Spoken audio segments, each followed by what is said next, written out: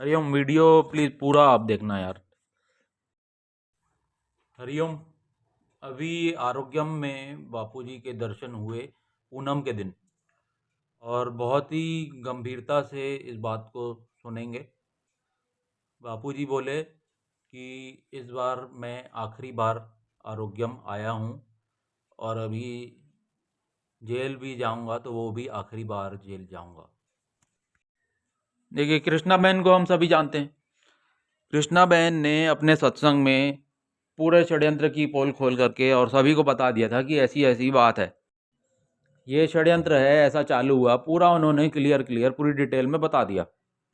उसके बाद से कृष्णा बहन को सत्संग करने नहीं दिया गया, और साधक उदासीन रहे, साधक कुछ नहीं किए।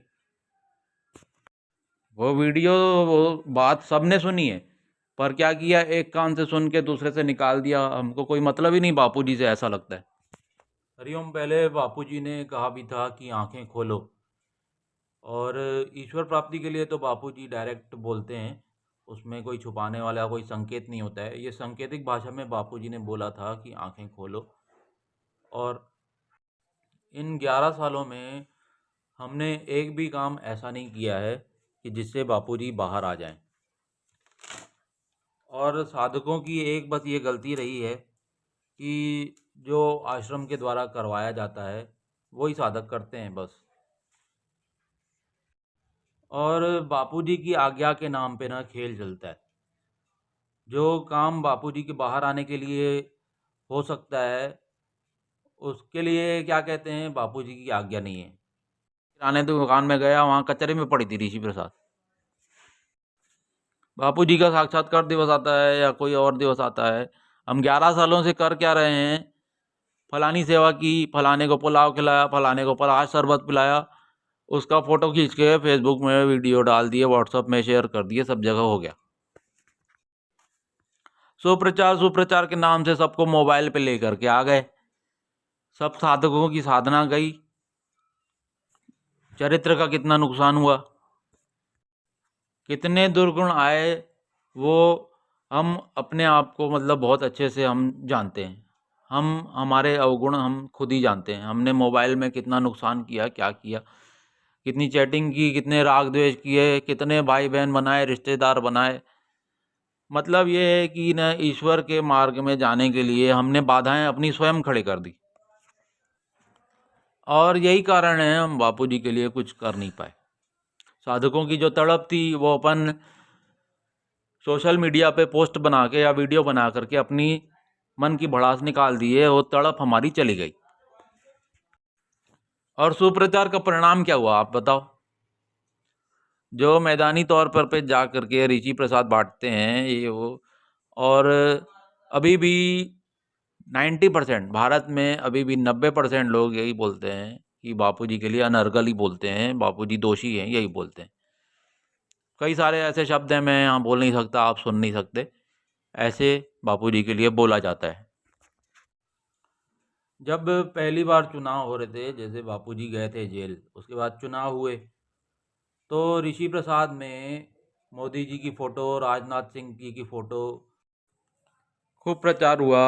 और शिवा भाई ने तो अपना कॉल सेंटर बना करके, सब ग्रुप में उनका नंबर होता था, कई सारे नंबर, और सब साधकों के नंबर लेके सभी को फ़ोन किया कि बीजेपी को वोट देना है। तो क्या ये बापूजी की आज्ञा से हुआ? आप स्वयं देख लीजिए, मोदी जी का फ़ोटो, राजनाथ सिंह जी का फ़ोटो। और मैं आपको अंक भी बता देता हूँ। ऋषि प्रसाद का अंक है 258, 262, 265, 273, 261। ये सब 5 अंक मैंने बताए हैं। लोक कल्याण सेतु का अंक है अंक 11, 203, निरंतर अंक 203 है। आप स्वयं देख सकते हैं। और इस प्रकार से प्रचार किया गया था। हालांकि 2014 में ही अगर साधक राजनीति में आ जाते तो अभी तक तो अपनी सरकार बन गई होती। और चलो 2014 में मान लो 2 व्यक्ति ही केवल जीतते, 2 लोग संसद में पहुंचते, तो बापूजी के लिए वहाँ पे भी आवाज़ उठा सकते थे कि बापूजी के साथ न्याय होना चाहिए।